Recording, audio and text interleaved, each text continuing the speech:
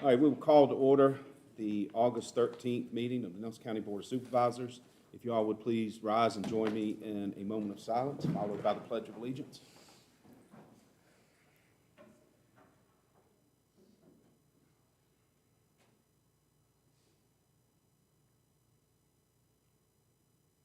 Thank you. Jesse, if you'd lead us in the pledge, please. I pledge allegiance to the flag of the United States of America and to the republic for which it stands, one nation, under God, indivisible, with liberty and justice for all. Thank you. All right, welcome. We will start with public comments. And Robert Gubish, Rainbow Ridge Road, you're up first. You have 3 minutes, and I will be the timekeeper today. And if you could state your name and address for the record. Robert Gubish, 334 Rainbow Ridge Road, Fowler. And I'm here to let you know that there are many of us out here that are hoping that the thoughts of swimming pools and baseball fields might be put aside for a while. Because of the fact there are so many unknowns facing us now, especially economically. And that was an excellent man who spoke about water last time. He did a great job, and it's obvious that would be a heavy requirement on water, which is becoming more and more precious. We're very blessed to have a lot of water here, good well water in Nelson County. And then after we save all that time and money and energy, maybe the county would somehow investigate what happened during the COVID story, because as far as my research goes, which is quite vast and deep, we put our children through a real bad experience, and it was completely unnecessary. They were not at risk of dying. The world wasn't going to come down upon them, and we really paralyzed them for a long time during that time. And it's since come out, the 6 feet distancing, the masks, there was no science behind any of that, and even some of the top level people who were preaching that have admitted that. But we left a mark on the children, and I hope that we never have that happen again. And I thank you all for your service, and that's all I got to say. Thank you. Next up, we have somebody from River Road, 2620. Thank you. Sorry, had a hard time. If you could state your name and address for the record. Michelle, thank you. Good afternoon. I'm Michelle Regine, living at 2620 River Road in Farber. Okay, I have a very simple one-line query.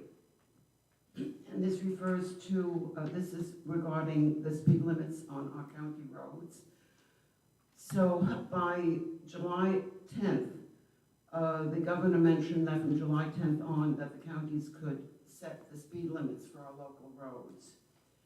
And there's some, I live on Route 6, which has a 55-mile speed limit.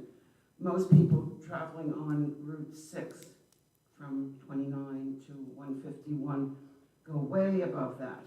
So it's one thing if I'm driving the speed limit, God forbid I'm driving 5 minutes, a little, not 5 minutes, 5 miles an hour below, if there's a turn or something's about to cross the road, I'm putting myself in danger. So and I've spoken to Ernie, who's my supervisor, about this, not only on my road, but also on 151, you know, to kind of re-examine the speed limits over there, and especially where you have businesses, such as in Nellie's Ford, I think that should be 35 miles an hour, where cars are going in and out, where Ashley's is, to have that slower, and other, where you have commercial areas generally, because you have traffic, and very, very much so, where you have Blue Mountain, what is that, the restaurant, whatever.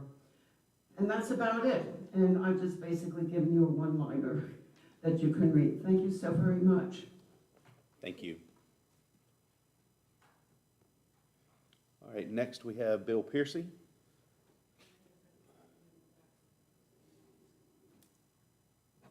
Cheers. where everybody knows your name. I'm William Pearson, 608 Fortune's Cove. I'd like to beat a dead horse. It's been a broken record. And requests for the board to RFP to Blue Line Solutions and Altima to get that speed control in the school zones, camera enforcement there. I think with Skip off the board and Jessica, and we probably tilted back the other way. And if Tommy was here, I believe he would go along with it too, if he knew that really was no way the county could lose any money with the deal. And as I iterated in the emails, that if that money could be earmarked to the school system, there wouldn't be a question about, whether they were trying to make money off of it, if we had dedicate that money to the schools. Second item on my agenda is that, get VDOT to look at the overpass, at First Street, 29 and, Cali Hill. Get it on the, smart scale or, 6-year plan. There's some good ideas there. It would, I think I know we've already made a resolution to, reduce the fatalities and accidents by 50%, 10 years, or some very ambitious goal like that, and I think that would be a long way towards it. At least that we got that sort of a long-range plan. Third thing on the agenda, I know there was at least 3. Can you hear me out? What is it? Well, if I think of it, can I tell you later? I still got some time on my 3 minutes, right? Yes, sir. Do a little dance or something if you want. Thank you. Appreciate it. Thank you. Oh, yeah, Thank I know what it was. I was gonna tell Robert, thank you about the paving the southbound lane on 29, except for when you're coming down the hill, enter into there's not enough room to get off to the left when you go coming on the north side there. If there's somebody coming in behind you, you don't have enough room to slow down good, and that needs to be extended. Okay, so I just want to pass that on to VDOT. Thanks, Robert. Thank you, sir. All right, anybody else that did not sign up that wishes to speak? If not, we will close the public comment section of the agenda and move on to the consent agenda. Is there anybody, is there anybody that needs to pull anything out separate from the consent agenda? Or if not, I will entertain a motion to approve the consent agenda as presented. I move to approve the consent agenda. Second. It's a two-man show today. So, all right, we have a motion and a second. All those in favor signify by saying aye. Aye. Chair votes aye. Consent agenda is approved. Next, we will move on to presentations. First up is VDOT.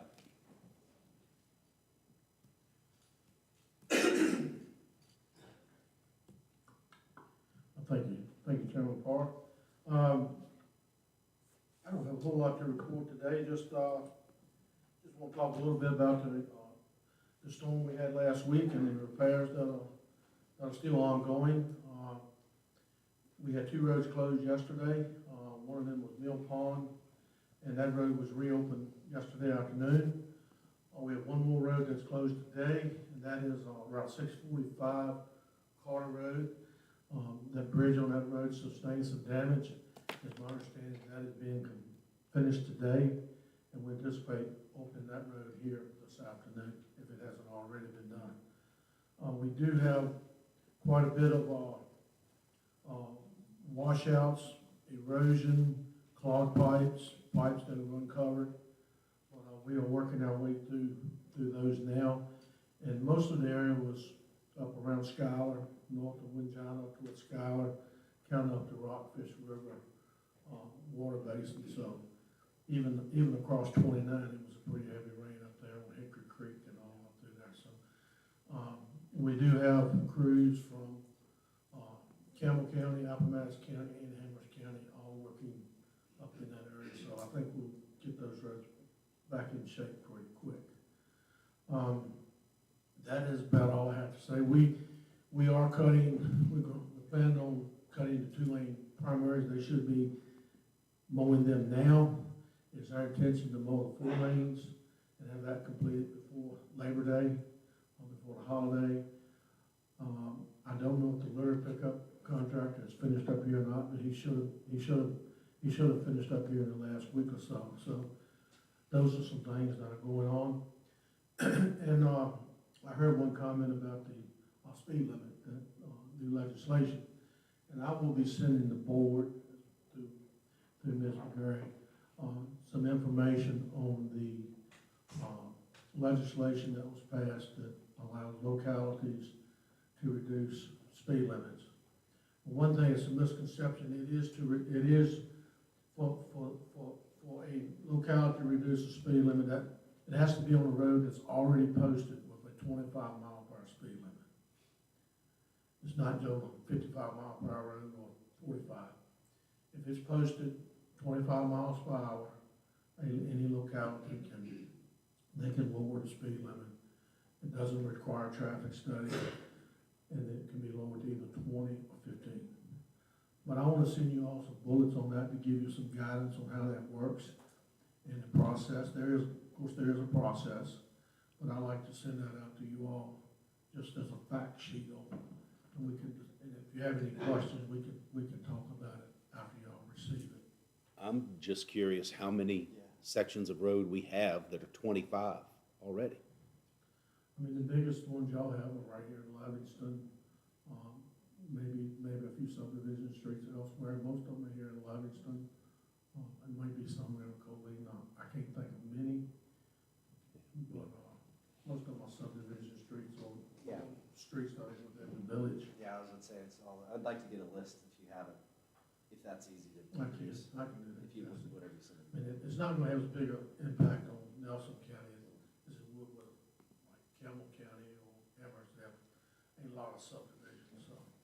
Can you remind me of the term, because we had this discussion last month in reference to Gladstone, and it sounded like we needed more of a, was it traffic calming, or, I can't remember the term. Yeah, traffic calming is neighborhood traffic calming.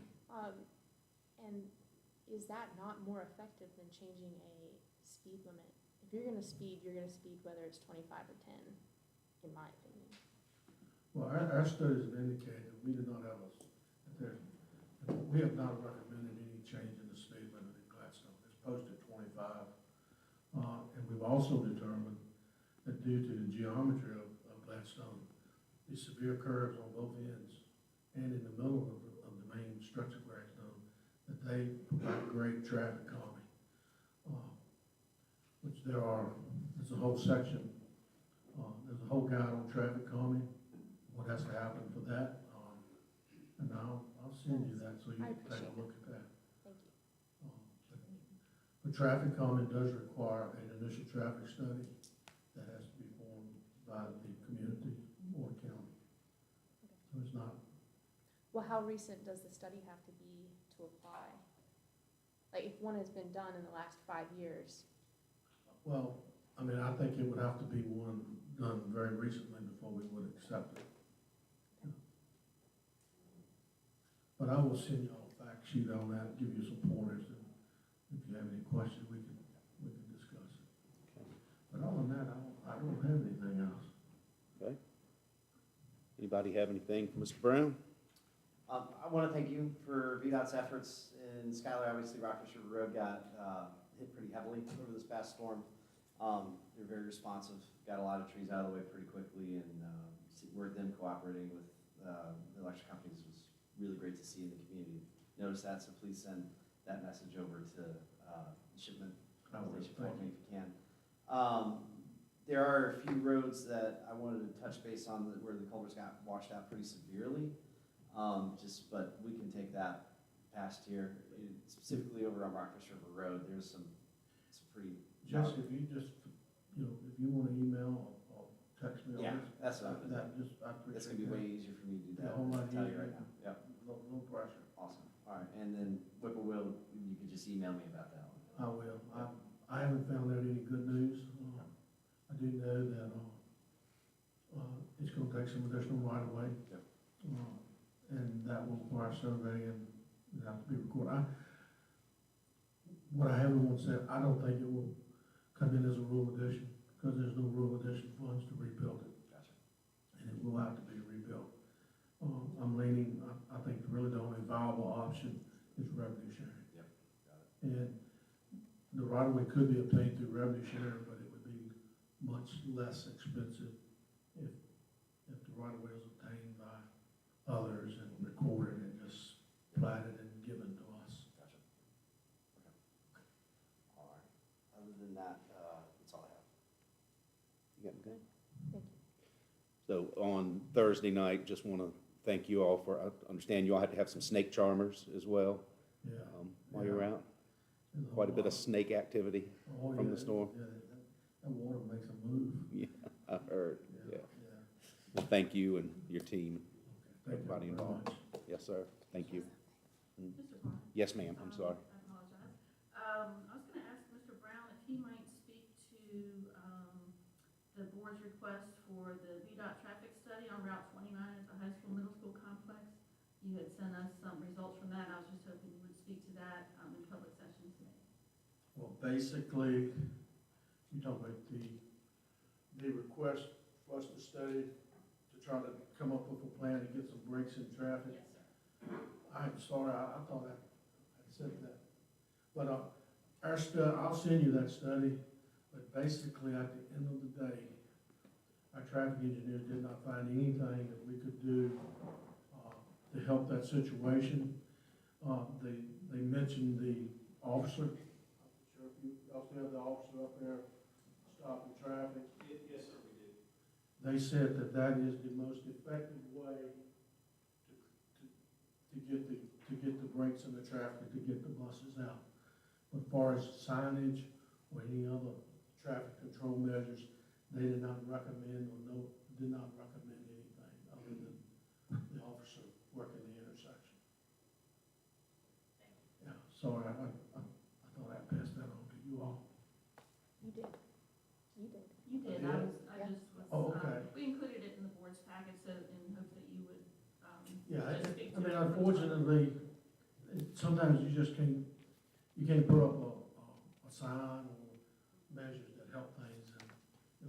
And, the sheriff, what I understand is, his folks do a great job out there helping with that, and creating those breaks where the buses can get in and out.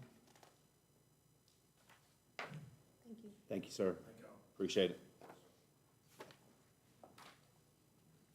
All right, next up, we have departmental report from Animal Control. Mr. Chair, Yes, if I ma'am. could, before Mr. Wright speaks, I just wanted to, just sort of introduce this item. Several years ago, we did this somewhat on a regular basis where we had each department head come and just provide a fairly brief overview of their department, present their monthly report and answer any questions. So this is just an effort to get that kind of revived, and, Mr. Wright was gracious enough to volunteer to be the first, so. welcome Volunteer, Mr. Wright. Thank you. volunteer, voluntold. Well, welcome. For the record, I'm Kevin Wright. I am the Director of Nelson County Animal Control. Ms. McGarry did ask that I speak today, and I always jump at the opportunity to get before you guys to talk. And I have a platform, so I appreciate that. In regard to the monthly board report that was just submitted, as you guys noticed that the calls for service, there was a spike in the numbers. I don't know how closely y'all look at that, but that usually anytime there's a severe weather, and I would consider what we've had recently pretty severe and extreme, calls for service, there's a spike in them. So that might be why you're seeing those numbers. The fees collected, nothing out of the ordinary there, but since we've made the increases last year to up all the shelter fees, I mean, I think we've all seen a number, just gradually go up from there. So, and I think that you're gonna see that that's my prediction, that you're gonna see it just consistently stay up like that because of the increases. Nothing really out of the ordinary for the month there. We did hold, I've been here since January 2nd of 2013, and we held our first, for me, it was my first department head meeting with the county administrator. And I think that was, pretty awesome, and really did appreciate that as well. It's nice to get in there with the other department heads and speak. Candy asked that we focus on our challenges and successes, and not to be arrogant, but with animal control, every challenge, our goal is to make it a success at some point, so it's just the way we approach it. But with that said, challenges that we're looking at infrastructure-wise, you guys, I think, have been involved in the process where we're putting a new roof on. I think the last, I just spoke with Mr. McGarry about that, was Jim's, one of the last things we talked about as he exited was he had a PO for that. So I think it boils down to the roofer's backlog of work will determine when that gets done at this point. So the ball's in his court now, so thank y'all for that. And the other thing, I'm not sure if y'all have been briefed on the infrastructure situation at the shelter with the drain. We've got in the center of, well, have you guys been briefed on that at this point? All right, well, I'll make it brief. We've just got a drainage issue in the center of it that is where all the waste from the animals goes into that, and then the kennels are back to back. So I think those kennels have been there since the construction of the original building itself. So once, we're gonna have to take all that out, and then we're gonna have to, fix that drain situation. So it's gonna require pretty extensive construction. So I'm working on getting some blueprints drawn up, some quotes, and should be getting with you guys on that to kind of help us kind of navigate what the best, right forward is going to be on that. But anyway, I'll be providing some information on that to help us with that in the future. So we'll be attacking that.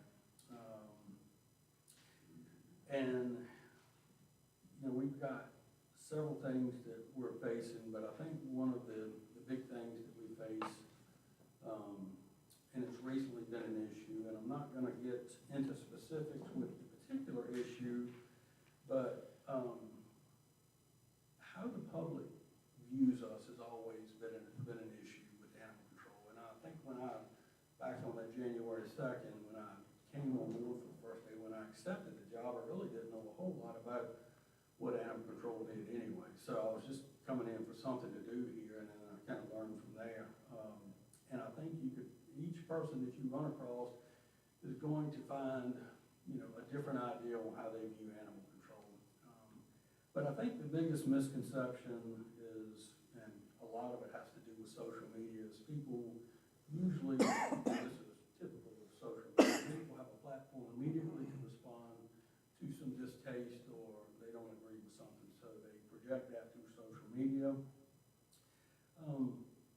One of our goals to work on is trying to figure out the best way moving forward to project exactly what we do, because since I've been here, the role has changed so much in animal control. I don't believe that,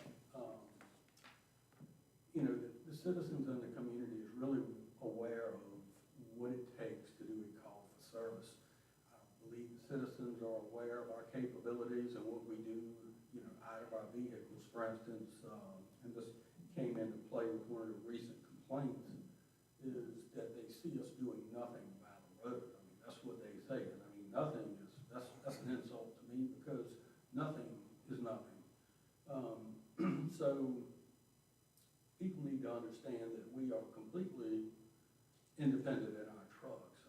Pre-COVID, the board approved us to get onboard computers where we can be dispatched through our trucks, we can do our reporting from our trucks, and it makes us more effective because we're able to stay in the field longer. Certainly as we're picking animals up, we're going to be moving back and forth, but straight pickup is not all we do. We have a lot of criminal investigations we're doing. That keeps us tied up in the field. As calls for service come in, we may be sitting by the road, so with us having to have probable cause to go on this property, we're gonna make certain phone calls to get that necessary probable cause. We're going to make sure for officer safety that we have all that information before we go on that property. So it does take time to go after some of these things and go at it in a safe way. We don't want to harass our citizens, so we're going to make sure we have that probable cause as well. So with that said, during that meeting with the county administrator and the department heads, we have, we spoke about Maureen possibly helping out a little bit, possibly with the webpage, helping with that, some possible social media, and I invite anything from our resources here to kind of help project that image out into the county here, but, and also invite anything that the citizens may have that may help. We're just about, putting that positive and projecting that positive image out there into the community. And I would also like to say, some of the things, I feel like we're doing a wonderful job. Again, I think there's a lot that people don't realize what it takes to do just a simple, basic stray call. And with that said, I will also say that since January has come around and we've got a new sheriff here, the new administration with true leadership in that position has allowed us to be a part of something that is projecting something really positive. The sheriff has included us in the cop camp, which gave us, we had people come up those days and just say, hey, I didn't realize that you guys, had all this. They didn't, and that's what it's about, the awareness and educating people. And to be around the kids in school and just, what comes out of their minds, the questions they have, I think it's a good thing, and I'm thankful for that for the sheriff. And also the other thing, and it's tied to this as well, because he's included us in a lot of things, but the alert training that recently took place at Rockfish was some of the best training, and I don't know if the citizens are aware of exactly. I know the sheriff put it out there, but that alert training is something that it's amazing to have under your belt, to be able to have that training and that confidence and the knowledge how to go in an active shooter situation like that. The community is better off because of that, and I think the more we do social media wise, not just for my department, but he's doing a stellar job on his end, putting it out there as well, but that's the kind of things I'm trying to work on to get that positive image out there. So anything in the future you guys may have, and anything, like I said, we suggested possibly with Maureen and web pages, we're gonna try to work at. So any questions on anything here? I just wanted to say thank you for your service and extend that out to the rest of your folks. You guys have done a great job. And, yes, the public gets involved in some of these things, and, the members of the community who also benefit from the good actions that you guys do for our community aren't necessarily as loud as they are. We hear them. We know you're doing a great job, and we want to thank you. Thank you. So, don't I'll say it publicly and privately, I've enjoyed working with you, and you run a tight ship, and that brings me joy. Thank you. We appreciate the work you do, and I want to comment on something I should have said earlier when we first started, but I noticed the ribbon on your shield, and I'm assuming that is in memory of the Smith County deputy, Hunter Reedy, who was killed earlier this week, within the last week. And, we in Nelson certainly sympathize and empathize with that situation after the loss of Officer Chris Wagner here in the community. So thank you all for your support and showing the support to Smith County. So thank you. Thank you very much. All right, next we'll move on to new and unfinished business. We have the Livingston Sewer Project Support Agreement, R 2024-59. Candy?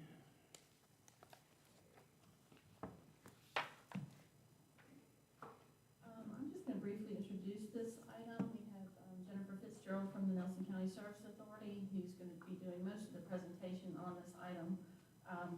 We have been briefing the board over the past few months that this would be something you'd be considering. It has to do with the Livingston Sewer project and an agreement that is required through the financing entity, which is USDA Rural Utility Service. They require a support agreement be executed between all the entities in order for the service authority to take on the 600-some thousand in loan from that entity. So I will let Jennifer speak to the project and their request for the support agreement. Good afternoon, I'm Jennifer Fitzgerald, Assistant Executive Director with the Nelson County Service Authority. I believe included in your board package was the brief description of the proposed project that's on the board. I just wanted to highlight some of the information provided. Approximately 16,000 linear feet of clay pipe is currently serving the Livingston community, and of that, 8,000 linear feet will be either replaced or lined with cured-in-place pipe. The CIPP technology, which is a trenchless rehabilitation method, is used to repair existing pipelines, is a jointless, seamless pipelining within the existing pipe. The benefit of this technology is it does not require excavation or rehabilitation to rehabilitate a pipeline that is either leaking or structurally unsound. This method will extend the life of a pipeline for up to 50 years, which is almost the time frame of the current pipe has been in the ground. This will eliminate the inflow and infiltration issues that we're currently having throughout our system with large rain events. Currently, we have 1 to 2 manhole overflows or blockages per year. This is mainly caused by root intrusion of pipe. We all know that sanitary sewer overflows are a public health concern that impacts the environment and also is prohibited by the Virginia Pollution Discharge Elimination Permit issued by the Virginia Department of Environmental Quality. We also will be replacing 31 manhole covers and frames along with the lining of the sewer laterals and manholes.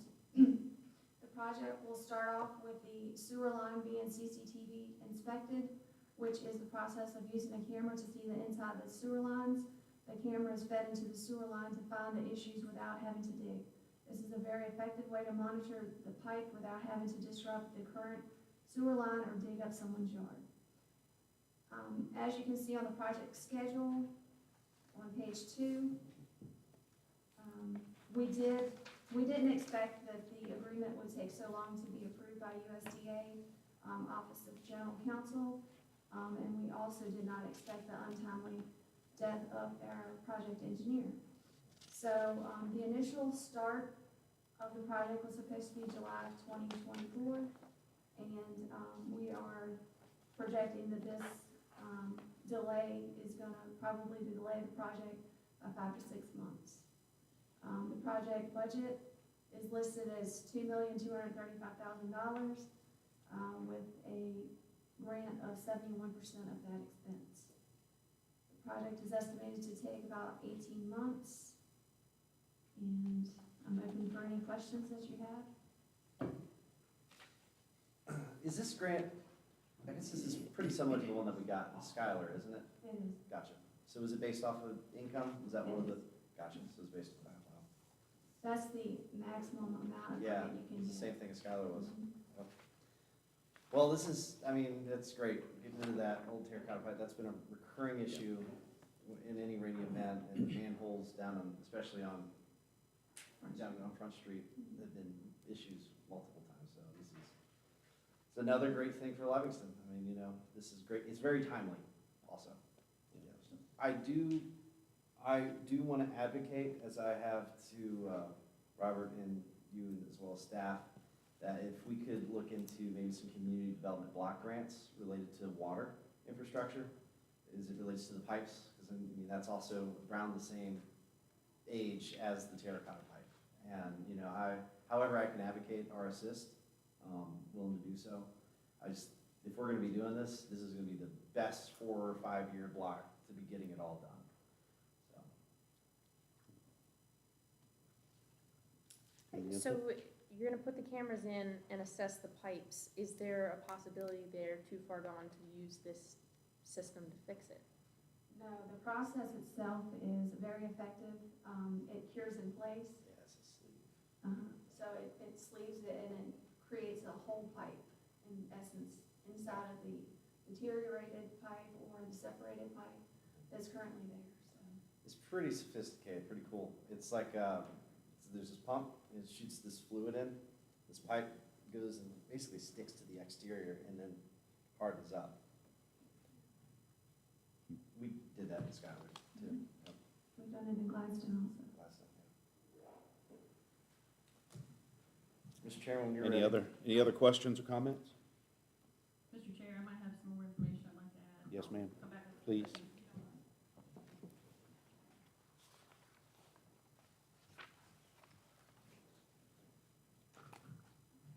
So we have provided resolution 2024-59, which does create, it's a moral obligation to basically finance the loan portion of this project, which would be a commitment of approximately $28,000 a year, and it kind of depends on what the interest rate ends up being at closing.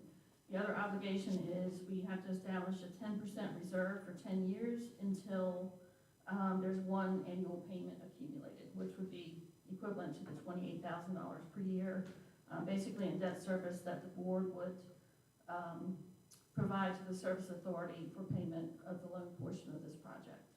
So I just wanted to make that clear to the board and the public before you all consider the resolution.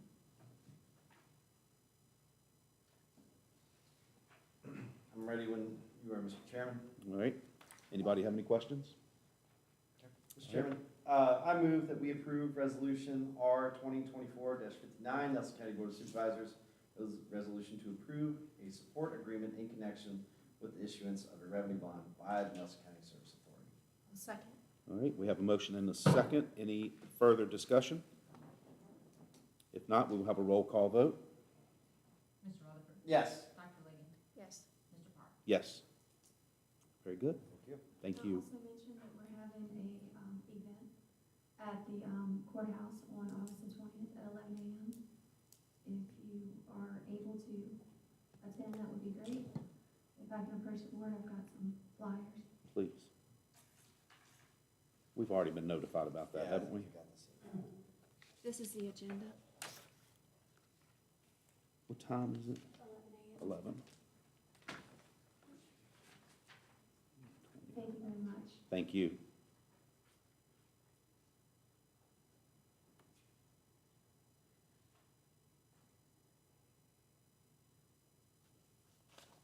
At 11.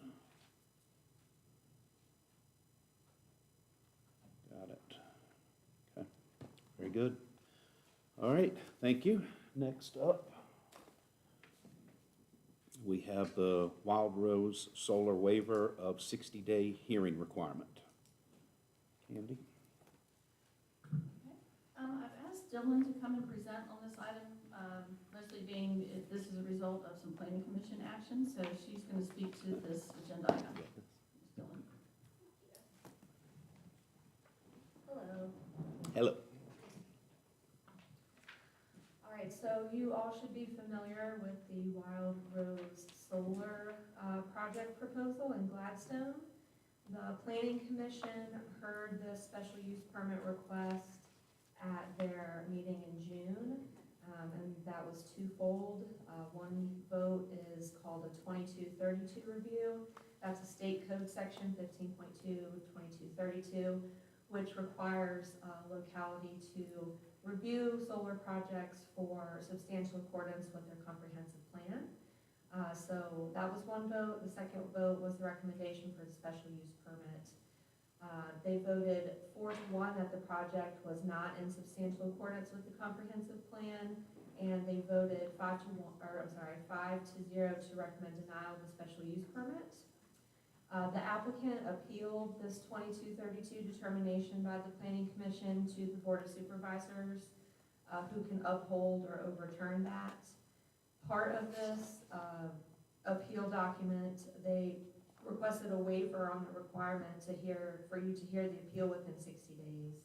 The reason for that is to allow you, the board, to review all three items at the same time. One, the 2232 substantial accordance vote appeal. Two, the special use permit. And three, the siding agreement, which is the financial piece of the project. So the current plan is for the board to hear all three of those items together at your October meeting in the evening session, I believe. There may be a change with that. I had spoken with Janine Johnson, and she mentioned possibly November. Okay. I believe she is present, and I don't know if she might want to speak to that, but. Okay. So essentially today, you don't need to take any action, just a general consensus to accept this waiver. Special use permits have to be voted on within a year of the application. So October, November, when it comes forward to you, we'll have all that information ready.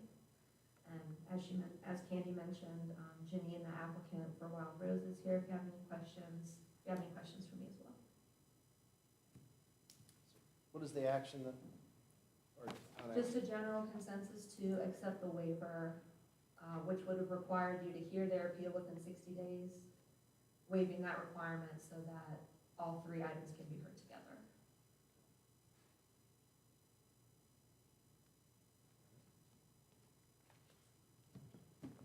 I mean, yeah, I don't have a problem with it. I was just looking at October and November. I was thinking there was a conflict somewhere, but no. Isn't our November date changed? Not yet. Yeah, Right, I did make Ms. Johnson aware of that, that Yeah. we're possibly changing the regular meeting date tonight, or today. yeah. Because it should be the 12th, but we're moving it to the, hopefully, The paperwork for the special use permit was submitted when? Like, what is the 1-year mark? That was all submitted, I want to say April Of this year? of Oh, this so year, there is I time. believe. I'd have to double check on that, but I believe it was April. Okay.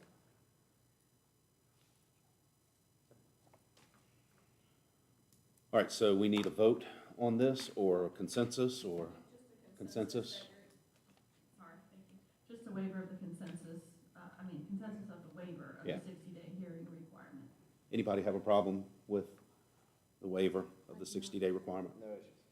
None. All right, We're good. thank you. Thank you. And of course, as you know, we're meeting internally to nail down what the siding agreement might look like. If you have any questions about the project at all, please let me know. Thank you. Thank you.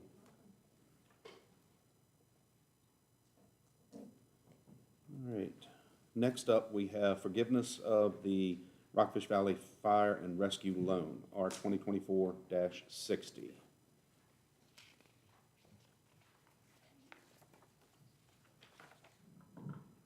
All right, so if the board recalls, back in March during our budget deliberations, we discussed that we were gonna potentially put off purchasing a new ambulance, and then possibly acquire this Unit 56 from Rockfish.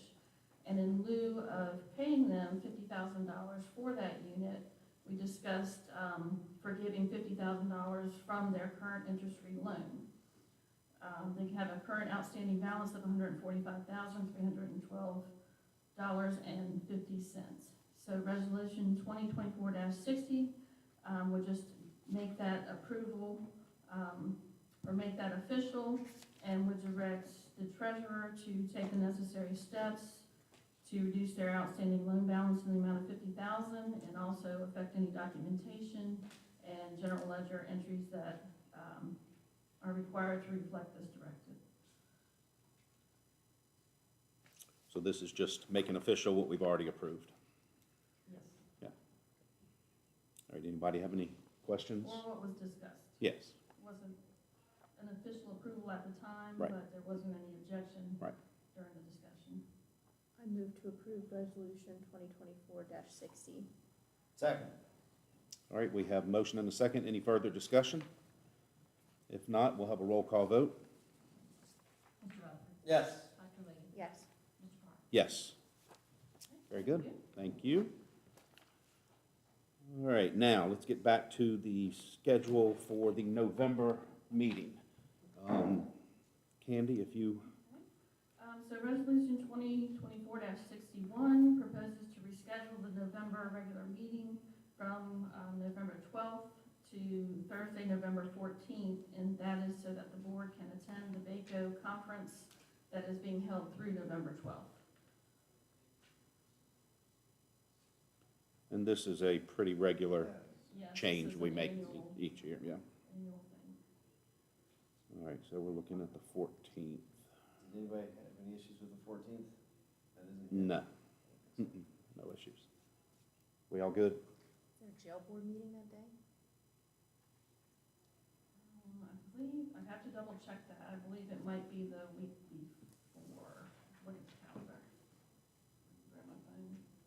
Amanda can check for me real quick.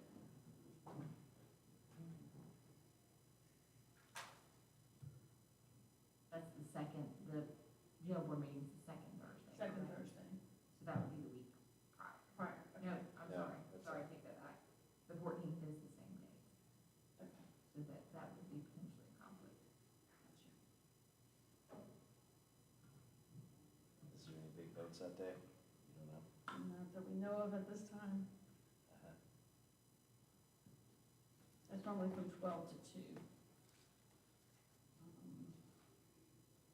Well, worst case Always scenario, just go 12 to 1 and leave early. yeah, or worst case scenario, if we have to, as we get closer, if it looks like that's a big meeting, we Yeah. could move hours, the time, the start time a Well, little that's bit. true, yeah. Okay. We could just back the start time to 4 o'clock. How long do your meetings normally go? 2 hours? Yeah, it's about 2 hours. Does that bother y'all? We just make the start time 4? Well, Other you than- can Zoom, or I don't know what they call it. Oh, remote. We have good reason to do that, but they have to have a quorum to invite us to Zoom. So, Well, if you give them enough heads up, maybe. I don't know. Yeah. I'd say I we think just we set can the work date around it. and then figure out the time. Yeah, I think so too. Okay. I mean, because what's the deadline for making This. the exact time? A week when we have to advertise the meeting, or Yeah, I think it would just be with the advertisement. with a week? Of the Yeah, meeting. so I say we go ahead and get the date pinned down, and if we need to adjust the time. Any other discussion on that? I move to approve resolution R 2024-61, rescheduling of November 2024 regular meeting. Second. We have a motion and a second. We will do a roll call vote. Mr. Rutherford. Yes. Dr. Lee. Yes. Mr. Park. Yes. Thank you. And next, we have authorization for acceptance of conveyance of Callow Hill property R 2024-62. Okay, previously the board had approved a purchase agreement for this piece of property on Callow Hill Road. This property is tax map number 57-A34K, described as all that certain tract or parcel of land with improvements thereon and appurtenances thereto, belonging situated in the Livingston Magisterial District of Nelson County, containing 2 3/700 acres, more or less, with said lands fronting on US 29 and Callow Hill Drive. And this property is adjacent to the current county-owned property on which the maintenance shed is located. The purchase of this property was intended to provide a stormwater management detention pond area in case of future road widening and paving. And the consideration for purchase of this property is $90,000. So resolution 2024-62 just authorizes either myself or Mr. Payne to accept the conveyance of this property. And once if this is approved, we can effect the deed that is attached and make the purchase. Very good. Any discussion? Any questions? I'll entertain a motion. Mr. Chairman, I move we approve resolution R 2024-62, Nelson County Board of Supervisors authorizations of acceptance of conveyance of Callow Hill property. Denise Kilmer, executor and trustee of the family, LLC. I'll second. Very good. Any discussion? If not, we'll have a roll call vote. Mr. Rutherford? Yes. Dr. Liggins? Yes. Mr. Parr? Yes. And congratulations to you and Mr. Payne for coming in under budget. So, thank you. Very good. Well done. All right, next we will move on to reports. County Administrator's report. You should have gotten these, I think, at your seats this afternoon, as they were not included in the packet originally. We are still working with VDOT on trying to schedule a date to discuss the Route 151 speed study results. I think VDOT's having a little bit of trouble getting some dates that work for their staff, but as soon as we know something, we can let you all know. You all did approve the Livingston Sewer Rehab Project funding. As Jennifer mentioned, we will have a project announcement ceremony sponsored by the USDA and Rural Development and also the Service Authority in collaboration with the board. It's planned for 11 a.m. on August 20th at the courthouse complex. So if you all could RSVP by August 16th, that would be wonderful. If the weather's nice, we'll have it outside on the courthouse grounds. If not, it'll be in the old Board of Supervisors room. Okay, next, Nelson, along with our PDC regional partners, are invited to participate in a regional application to the Department of Housing and Community Development. This would be for a planning grant that would enable the participating parties to seek federally funded digital inclusion grant funds and also broadband equity access and deployment funds, of which over $500 million will be available over the next few years. Albemarle County's Broadband Accessibility and Affordability Office will be the lead applicant and grant manager, and participating localities would work with a hired consultant to facilitate their conduct of focus groups and stakeholder interviews regarding broadband access, connectivity, and affordability. So, herein seeking authorization to sign the multi-jurisdictional MOU in order to participate in the localities applying for the planning grant.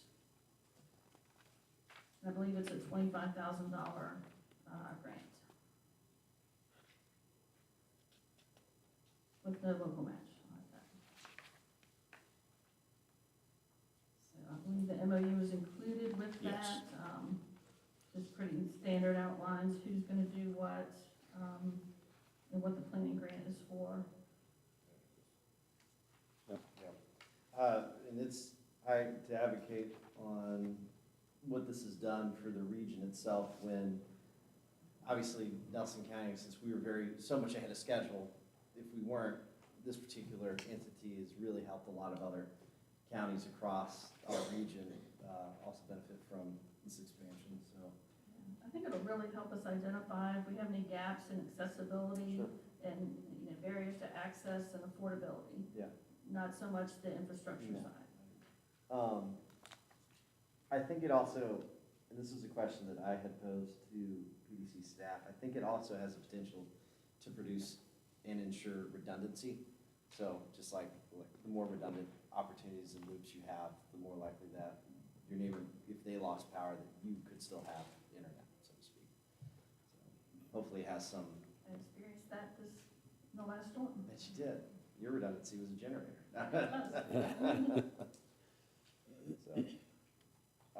So do we need a vote on that or just a, I think just a consensus to Yeah. authorize me to go ahead and sign the MOU to apply. Yep. I agree. Anybody have any? Very good. Okay. Thank you. Thank you.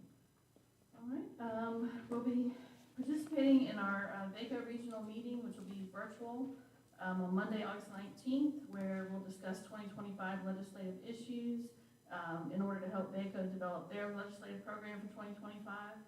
So if you have any legislative issues affecting Nelson that you would like me to share with them, please just send me an email before the 19th. I think the major ones are the ones we always have, which is unfunded mandates and school funding and school funding formulas, and potentially the LOTA issue that we advocated for this past year. It's my understanding that they're leaving that on the legislative side for them. So if we just make a mention and thanks, if it is still, they still have that consideration, that'd be great. Okay. All right, I'm gonna report on the regional jail expansion. The project is in the schematic design phase, and updated project costs are now $49,005,385 versus the concept design estimate of $49,021,414. And in the next 4 months, the following steps will take place. In September, they will conduct a pre-qualification of general contractors, and design development submission and budget update will be provided to the jail board. In October, they will conduct a formal value engineering and design development submission to the Virginia Department of Corrections for approval.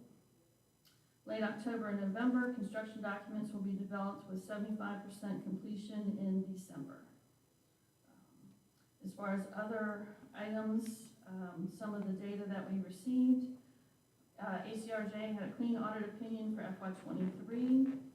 In June of 2023, our utilization was 1,093 bed days with a total of 13,827 bed days for FY24. Our average daily population was 38, which is 14.31% of the total. The average daily population in total was 265. As of last report, Nelson has 1 person on home electronic incarceration out of a total of 10. And I don't know if Dr. Layton has anything to add there from that last meeting. Really on a personal level, learning about the value engineering and what that can do to a project. And I have questions on value engineering with social services building eventually. But I got a tour of the jail, which was good timing because I got to see what they wanted to do with the jail. And really, I don't have much to add. You summed it up pretty well. All right, no questions or anything else? I'll move on to our 2026 reassessment RFP. The county received 3 proposals, and we will be scheduling pitches or interviews with at least 2 firms, hopefully the week of August 26th. And pursuant to competitive negotiation procedures of the Virginia Public Procurement Act, the firms interviewed will be ranked according to the criteria and percentage weight described in the RFP, and then the county will negotiate a contract with the top-ranked firm. If an agreement cannot be reached, the negotiations begin with the second highest ranked firm, and so on. The contract is anticipated to be finalized by the end of August or early September, with the work to commence in September or October of 24. The hired firm will then begin with the sales study, and the bulk of the reassessment work will be done during calendar year 2025. Final completion of the reassessment will be contractually by December 31st of 25, and assessments will be effective January 1, 26. There will be informal hearings with assessors as requested by citizens, followed by Board of Equalization appeal hearings during the February and March 2026 timeframe. Let's see, per the board's directive, staff is tracking and charting the data for both meals and lodging tax collection. Revenue collections in July have been added along with a note regarding that the TOT tax rate changed from 5% to 7% as of July 1, 2024. And those reports and charts are attached to this report. We are working on establishing a location for our FY25 board retreat. The retreat will be a one-day retreat somewhere in the time frame of September 17th to the 20th. Just sort of depends on the venue and when we can get that procured. So we're working on that. We'll be working with Chair Parr soon on that agenda. In terms of the Broadband Authority dissolution, staff has been working with the Treasurer's Office to complete final steps in closing the authority's bank account and opening a new Nelson County Broadband bank account. This is one of the final steps in the transition, along with Mr. Payne completing final filings with the SCC. And then you all have received department and office reports for July or August, which were provided with your packet. Happy to answer any questions. Anybody have any questions of Ms. McGarry? We were discussing the meals and tax collection bar graph report. Is there any way to see actual days or beds or nights? I don't know how it's, I would err on the side of doing units, or, because each one should be registered by itself. So if you do it by the unit, so to speak, so if you have, So each Basic- short-term rental unit, what we need to essentially add is a third data point, which shows the number of short-term rentals that paid that month, if that makes sense. So, am I articulating that? I believe so. I currently, the number being higher, I think is a false sense of security because the percentage per transaction is higher Yes. coming to us. In addition to is how we have enforced not seeing the metric of the actual units going with it, it's kind of hard to track. So just the third data point that's needed, whether that's two different a bar graph showing how many units there are and this at the bottom, one or the other. Or percentage utilization of all our units that we know about. Yeah, I don't know. I don't even, I guess that's another question. How do you know if someone's not using it as a short-term rental anymore? Because they could have like 1,000 sitting there and the number's only this. yeah, we'll have to take a look and see how we she's- can best Yeah, I don't know. present that. Because I have a feeling that because of the blank checks that the county receives from the platforms such as Booking.com, Airbnb and all that, they're probably keeping it as whatever the flat number of units it is and whoever reports, so to speak. I don't know. Yeah, I mean, if they're providing the individual reports of who they're paying for, They don't, unless they have recently changed. I don't know, they were supposed to start doing that, so I'm not sure if they actually are. Yeah. So we'll have to check with the commissioner's office on that. Yeah, That might be the stumbling block. it could be, because I could just see them just throwing the flat number of 1,100, whatever it is. But that's an important number, and I agree, because with that rate change, it does skew everything, because you're not gonna, we're just now getting real data. you know?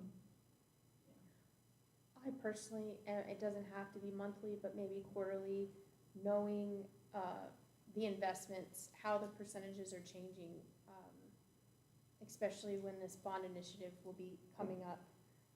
Part of the sales pitch was that we were borrowing money for cheaper than what our money is growing, and interest rates are changing a lot on a daily basis currently. That might be a Davenport question. Yeah. I don't think it is. You don't think it is? I feel Neely should know Oh, where, So, how much things are growing on a quarterly basis.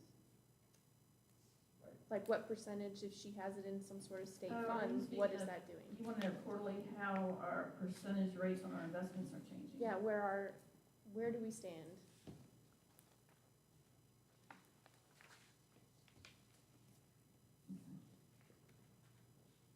Yeah, that shouldn't be too hard to provide. We should have that. I mean, that's not too different than what I do with Right. my folks quarterly.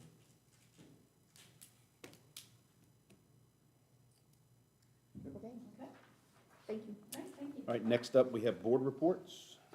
Anybody have anything to share? I know we've already hit on the jail board. Don't go to jail. Don't go to jail. It's gonna be more cushy in a couple years though. So wait. Wait. Okay. Actually, I was highly saddened and interested in the access to medical care and things that you have when you go to jail. It's actually exceptional compared to the average jail, Wow. which makes me sad for that. Yeah. Did they talk anything on, they do these interviews, it's like check-in interview and a check-out interview, did they talk about that any? So, say you get arrested. Right. When you go and get booked at the Albemarle County Jail, 30% of the people entering are due to some mental health issue. So there's a mental health assessment by a nurse practitioner, full physical exam. You're there longer than 2 days, you get a full physical, actually getting touched, Like blood work and everything by a practitioner. And their access to nurse practitioners and doctors one-on-one, over 30-minute appointments there's a dental office. I mean, they have their own pharmacy. They have a handle on that situation. It's impressive, and it's way everyone should live, but you gotta go to jail for that. Anything? PDC did not meet this month. We should be meeting next month. Other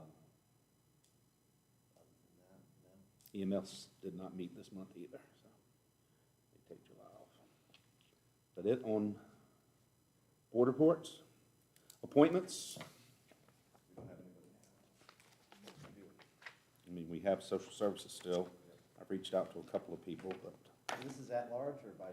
no, by this is a district? district, central. I did talk to Mr. Reed, and he had a few folks he had talked to that seemed interested, but we haven't heard anything from anyone yet. So he was still trying to see if they would apply, and we haven't had anything. And I've talked to a couple of people and gotten a couple of no's, so. Yeah. All right, correspondence? Excuse me. Anybody have anything to share? Nothing, no. I guess I went to social services, had a long chat with several people there, and they are helping more and more families. There's more and more families struggling, and when I talked to,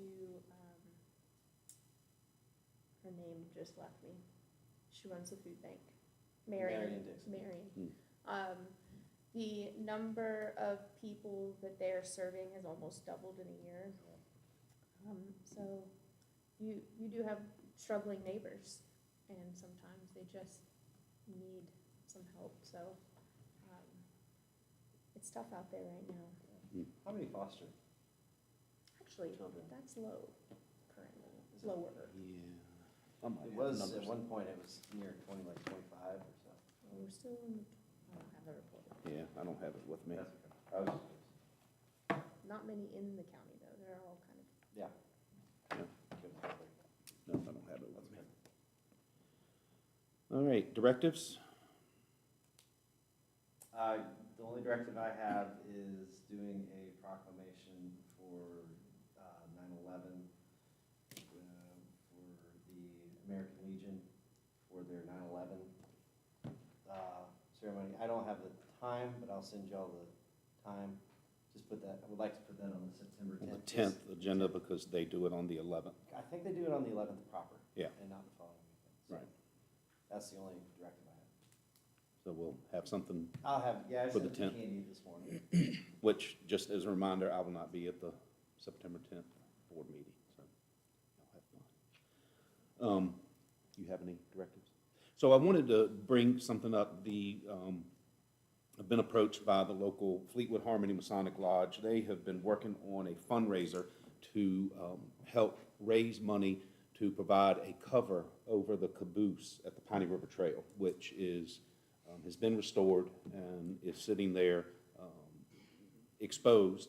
And we've talked to Parks and Rec and to Candy about putting some sort of cover over that. So Fleetwood Harmony Masonic Lodge has several members that are very tied in with that. Ted Hughes was very active in restoring that caboose, and Roger Huffman, his son-in-law. So it was a project taken up by the lodge. They raised a little over $6,000 for the cover. The estimate, I believe, Candy, do you recall, somewhere between 18 and 20,000? Because the caboose is going to have to be moved due to a power easement, and the cover would get in the way, so it's going to have to be moved a little bit, and then constructing basically like a pole barn, but something, a nice looking pole type structure over the caboose to protect it. I'd have to double check that, but I think that is what we had discussed previously. Because I know I'm pretty sure that Parks and Rec had some estimates, and it was in that upper teens, around, under 20, I believe.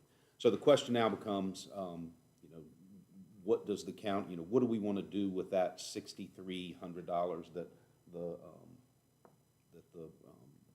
Freemasons have raised, and do we want to kick in the balance and put the cover over the caboose? Or do we want them to use that money for something else or return it to the people who donated? What's the pleasure of the board?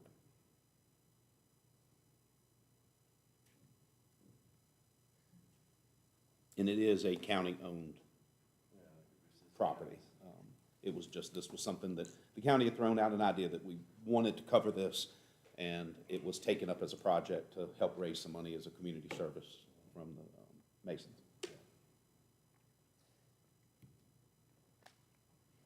You know, it is the counties, the caboose is the counties. I mean, in my mind, we're gonna need to get it done. It is a really cool attribute to the trail. I mean, as someone who's also donated to this, I think we're gonna be needing to do something. Could we get some quotes specifically, or do you have one already? I think Parks and Rec Department has done some research on that and has gotten quotes. I just don't have that specific information with me today. Okay. I mean, that's something we could bring back, and if you want I to know- see all that prior to action. Yeah, he does. He has some estimates. Yeah, I think we got some info on it. I mean, it's the county's property. Yeah. I mean, I'll get, if we could get him to pull that up, and if we need to update anything, because I think it was done earlier this year, maybe late last year, when he looked into it, so. You'll be gone in September, so October, you wanna bring this up? Yes, I guess we do that. All right, anybody have anything else before we go into closed session? You wanna do this? I move Oh, that we Nelson have it. County Board of Supervisors convene in closed session to discuss the following as permitted by the Virginia Code Sections 2.2-3711. A3, discussion, a consideration of the acquisition of real property for the public purpose or of the disposition of publicly held real property where discussion in an open meeting would adversely affect the bargaining position or negotiating strategy of the public body. And consultation with legal counsel and briefings by the staff members pertaining to actual litigation where such consultation or briefing in an open meeting would adversely affect the negotiating or litigating posture of the public body. Litigation pertaining to the Region 2000 Services Authority. We have a motion. Do we have a second? Second. We'll have a roll call vote. Mr. Rutherford? Yes. Dr. Ligon? Yes. Mr. Park? Yes. Yes. Yes. Rest So, yeah, we are in closed session, and we will take a quick break.